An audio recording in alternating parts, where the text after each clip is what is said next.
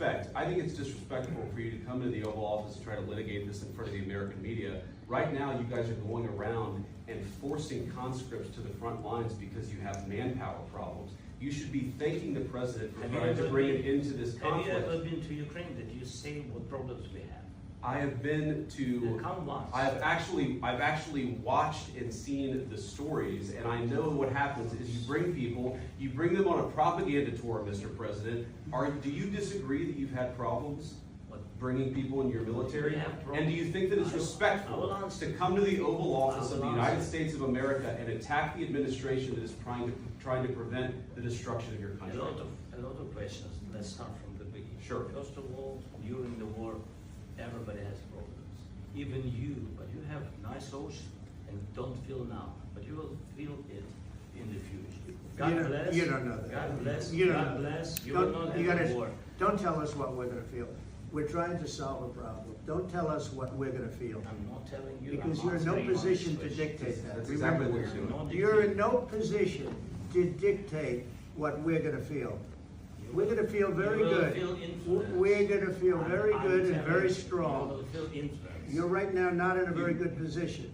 You've allowed yourself to be in a very bad position, and he happens to be right about it. it. From the very beginning of the war. You're not in a good position. You don't have the cards right now. With us, you start having cards. But right now, you don't. Yeah, you're playing cards. You're playing cards. You're gambling with the lives of millions of people. You're gambling with World War III. You're gambling with World War III. And what you're doing is very disrespectful to the country, this country. It's back to you. Far more than a lot of people said they should have. Have you said thank you once? This entire meeting? No, in this entire meeting, have you said thank you? You went to Pennsylvania and campaigned for the opposition in October. Offer some words of appreciation for the United States of America and the president who's trying to save your country. Please, you think that if you will speak very loudly about the war, he's not speaking loudly. He's not speaking loudly. Your country is in big trouble. Wait a minute. No. You've done a lot of talking. Your country is in big trouble. I know. You're not winning. You're not winning this. You have a damn good chance of coming out okay because of us. Mr. President, we are staying in our country, staying strong from the very beginning of the war. We've been alone. And we are thankful. I said thanks. You haven't been alone. You haven't been alone. We gave you, through this stupid president, $350 billion. We gave you military equipment, and your men are brave, but they had to use our military. If you didn't have our military equipment, this war would have been over in 2 weeks. In 3 days, I heard it from Putin. In 3 days. This is something maybe less. In 2 weeks, of course, yes. It's going to be a very hard thing to do business like this. Again, just say thank you. I said a lot of times to American people. Accept that there are disagreements, and let's go litigate those disagreements rather than trying to fight it out in the American media when you're wrong.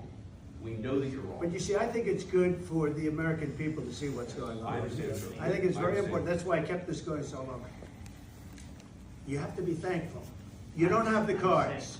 You're buried there. Your people are dying.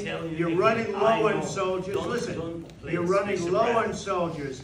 It would be a damn good thing. And then you tell us, I don't want a ceasefire. I don't want a ceasefire. I want to go and I want this. Look, if you could get a ceasefire right now, I tell you, you take it so the bullets stop flying and your men stop getting killed. Of course we want to stop the war. But you're saying you don't want a ceasefire. I want a ceasefire because you'll get a ceasefire faster than an agreement. Ask our people about a ceasefire, what they think. That wasn't with me. That wasn't with me. That was with a guy named Biden, who was not a smart person. That was with Obama. It was your president. Excuse me. That was with Obama, who gave you sheets, and I gave you javelins. Yes. I gave you the javelins to take out all those tanks. Obama gave you sheets. In fact, the statement is, Obama gave sheets and Trump gave javelins. You got to be more thankful, because let me tell you, you don't have the cards. With us, you have the cards. But without us, you don't have any cards.